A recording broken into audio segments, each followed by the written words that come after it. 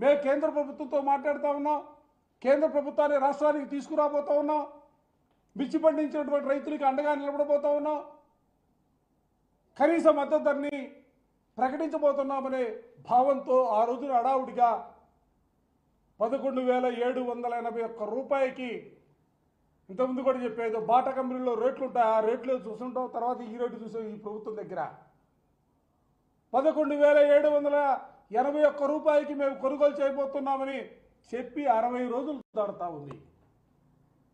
ఎక్కడ కొనుగోలు చేశారని అడుగుతా ఉన్నా. కనీసం ఎక్కడైనా ఒక మిర్చి టిక్కీని మీరు కొనుగోలు చేసినటువంటి పరిస్థితులు ఉన్నాయా? ప్రభుత్వానికి సంబంధించి ఏ ఒక్క జీవోనైనా విడుదల చేశారా? లేకపోతే ఈ కొనుగోలుకు సంబంధించి విధి విధానాల్ని కనీసం రూపకల్పన చేసినటువంటి పరిస్థితులైనా ఉన్నాయంటే ఎక్కడా కూడా ఆ విధమైనటువంటి ప్రభుత్వ చర్యలు కానీ కార్యక్రమాలు కానీ ఎక్కడా కూడా లేనటువంటి పరిస్థితులు ఉన్నాయి. కానీ ఎల్లో మీడియాలో కొన్ని పత్రికల్లో వస్తూ ఉంది, కేంద్రం వస్తూ ఉంది, రాష్ట్రం పోతూ ఉంది, ఇక రైతులకి కొనుగోలే, రైతుల ఖాతాలో డబ్బులు జమ అవటమే తరువాయి అనే రీతిలో పత్రికల్లో పుంఖాలుగా వార్తలు రాసినటువంటి పరిస్థితులు కూడా మనం చూస్తూ ఉన్నాం. ఇవాళ గుంటూరులో చూసాం, రైతులందరూ కూడా స్వచ్ఛందంగా రోడ్లపైకి వచ్చి మేము పండించినటువంటి పంట గిట్టుబాటు ధర లేదు, కనీస మద్దతు ధర కూడా లేనటువంటి పరిస్థితులు ఉన్నాయి. 6,000కి 7,000కి ఎక్కడో ఒకటో రెండో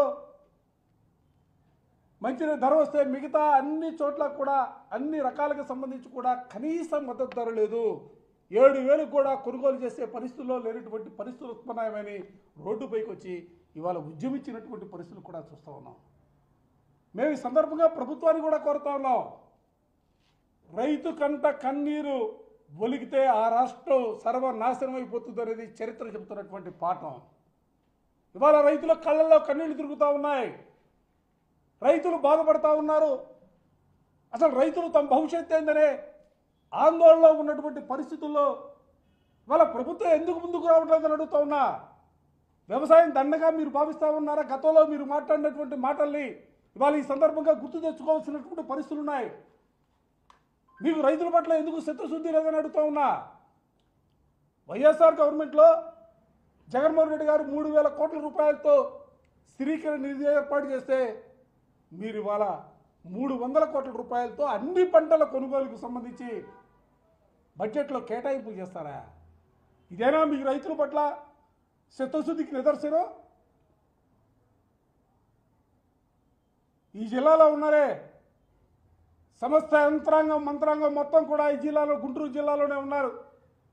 గుంటూరు జిల్లాలో తీసుకుంటే సుమారుగా 150 పైచిలకు కోల్డ్ స్టోరేజీలు గుంటూరు జిల్లాలో ఉన్నాయి. దేశంలో ఎక్కడా కూడా లేదు ఒక పరిశ్రమకు సంబంధించి ఇది కోల్డ్ స్టోరేజీలు ఉండటం అనేది.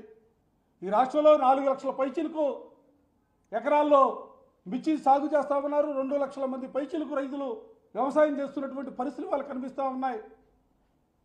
2 లక్షల మంది రైతులు వ్యవసాయం చేస్తూ ఉన్నారంటే ఆ వ్యవసాయం మీద ఆధారపడి ఎన్ని లక్షల మంది వాళ్ళ జీవితాలు మనుగడ కొనసాగిస్తున్నాయో దయచేసి ఆలోచించమని చెప్పిన ఈ సందర్భంగా కోరుతా ఉన్నా. అంటే ఈరోజు యాడ్కి కూడా మీరు యాడ్ను కూడా దృష్టిలో పెట్టుకుంటే ప్రతిరోజు కూడా 1,00,000 నుంచి 1,50,000 టిక్కీలు ప్రతిరోజు కూడా యాడ్కి వస్తూ ఉన్నాయి, బేరాలు జరుగుతూ ఉన్నాయి. ఇటువంటి పరిస్థితుల్లో అంటే రైతుల దగ్గర ఉన్నటువంటి సరుకంతా కూడా వ్యాపారస్తులకి దగ్గరికి వెళ్ళిన తరువాత ప్రభుత్వం ఆలోచన చేస్తుందా? రైతులను ఆదుకోవడానికి కనీస ప్రయత్నాలు ఉండవా? అంటే వ్యాపారస్తుల ప్రయోజనాలను కాపాడు కోసం ఈ ప్రభుత్వం ముందుకు సాగుతుందా?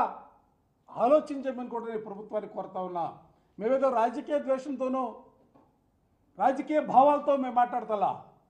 రైతాంగం పడుతున్నటువంటి ఇబ్బందులు మీకు కనీసం స్పృహ లేనటువంటి పరిస్థితుల్లో మిమ్మల్ని తట్టి లేపడానికి మన వైఎస్ఆర్ కాంగ్రెస్ పార్టీగా మీకు గుర్తు చేస్తూ ఉన్నాం.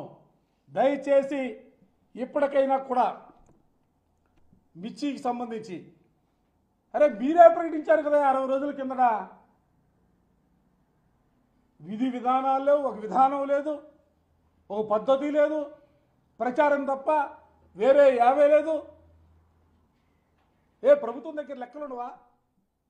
ఈ క్రాపే కదా మొత్తం ఇవాళ ఎంతమంది రైతులు మిర్చి వేశారు, ఆ మిర్చికి ఎంత దిగుబడి వచ్చింది, ఎంత మార్కెట్కి వస్తూ ఉంది అనేది వాళ్ళ మిర్చి రైతులు గుంటూరు మార్కెట్ యార్డ్కి సంబంధించి అనేక జిల్లాల పక్క రాష్ట్రాల నుంచి కూడా మిర్చి తీసుకొస్తున్నటువంటి పరిస్థితులు కూడా ఉన్నాయి.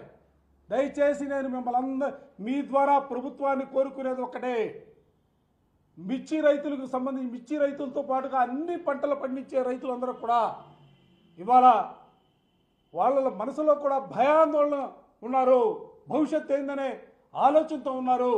కాబట్టి ఆ రైతాంగానికి అండగా నిలబడవలసినటువంటి పరిస్థితులు ఉన్నాయి, రైతుకు మద్దతు ఇవ్వాల్సినటువంటి పరిస్థితులు ఉన్నాయి. అవి మరచి ఏదో వ్యాపారస్తుల ప్రయోజనాల కోసమో లేకపోతే మరేదో ప్రభుత్వం ప్రచారం కోసమే మేము పనిచేస్తామనే భావంతో మీరు ముందుకు సాగితే రైతుల పక్షాన మరోసారి ఉద్యమించడానికి వైఎస్ఆర్ కాంగ్రెస్ పార్టీ సిద్ధంగా ఉందన్న అంశాన్ని కూడా ఈ సందర్భంగా చెబుతా ఉన్నాం.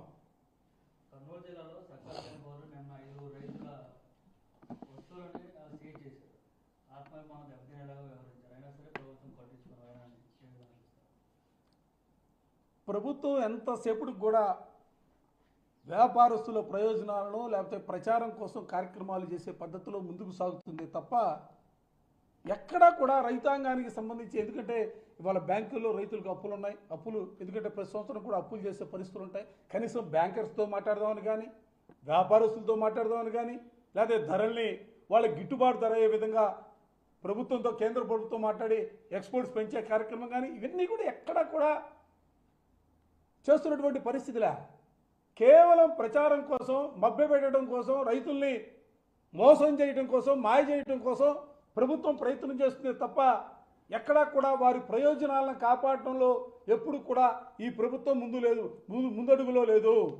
ఇప్పుడే కాదు, ఎప్పుడు తెలుగుదేశం పార్టీ అధికారంలో వచ్చినా కూడా రైతాంగానికి ఇవే ఇబ్బందులు పునరావృతం అవుతున్నాయి.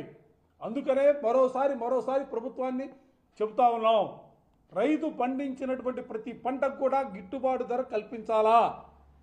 కల్పించే, ఎందుకంటే వాళ్ళు ఇంకోటి కూడా చెప్తా ఉన్నాం, నిజంగా సమాజంలో రైతాంగం పరిస్థితి చూస్తే నిజంగా బాధ కలుగుతూ ఉండేది.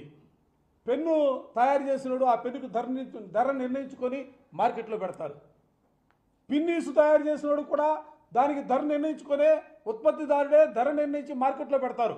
కానీ దురదృష్టం ఏంటంటే ఆరుగాలం కష్టపడి పండించినటువంటి రైతు పంటని మార్కెట్ తీసుకొచ్చినప్పుడు మార్కెట్లో ఉన్నటువంటి డిమాండ్ వ్యాపారస్తుల వాళ్ళకు ఉన్నటువంటి పరిస్థితులు బట్టే కొనుగోలు చేస్తారు తప్ప ఎక్కడా కూడా రైతు తను పండించినటువంటి పంటకి గిట్టుబాటు ధర నిర్ణయించుకోలేనటువంటి పరిస్థితుల్లో ఈరోజు సమాజం ఉంది. అందుకనే ఎందుకంటే రైతు ఎప్పుడు కూడా నోరు చేసి మాట్లాడు, ఎందుకంటే రైతుకు కులం ఉండదు, రైతుకు మతం ఉండదు, రైతుకు ప్రాంతం ఉండదు. మీరేదో రాజకీయ కోణంలో దయచేసి ఆలోచన చేయొద్దు. రైతాంగాన్ని దృష్టిలో పెట్టుకొని రైతాంగ ప్రయోజనాలను కాపాడటం కోసం ప్రభుత్వాలు ఆలోచన చేయాలా. ఆలోచన చేసే ప్రక్రియలోనే జగన్మోహన్ రెడ్డి గారు ఆర్బీకేలు పెట్టి ఇత్తనాలు సరఫరా దగ్గర నుంచి పండినటువంటి పంట కొనుగోలు చేయించేంత వరకు కూడా ప్రభుత్వం అన్ని సమయాల్లో కూడా రైతుకు అండగా నిలబడినటువంటి వైనాన్ని మీకు ఈ సందర్భంగా గుర్తు చేస్తా ఉన్నా.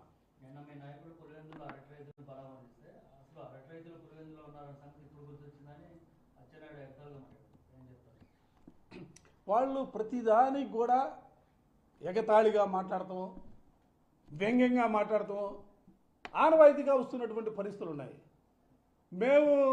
మీరు ఎన్నిసార్లు వ్యంగ్యంగా మాట్లాడినా, ఎగతాళిగా మాట్లాడినా, లేకపోతే మరో విధంగా మాట్లాడినా మేమైతే రైతుల పక్షాన ఉంటాం. రైతుల ప్రయోజనాలను కాపాడటం కోసం ఎప్పుడు కూడా రైతులతో పాటే నడిచే కార్యక్రమం తీసుకుంటాం. రైతుకు న్యాయం జరగాల. వైఎస్ఆర్ కాంగ్రెస్ పార్టీ ఆలోచన కానీ ధ్యేయం కానీ జగన్మోహన్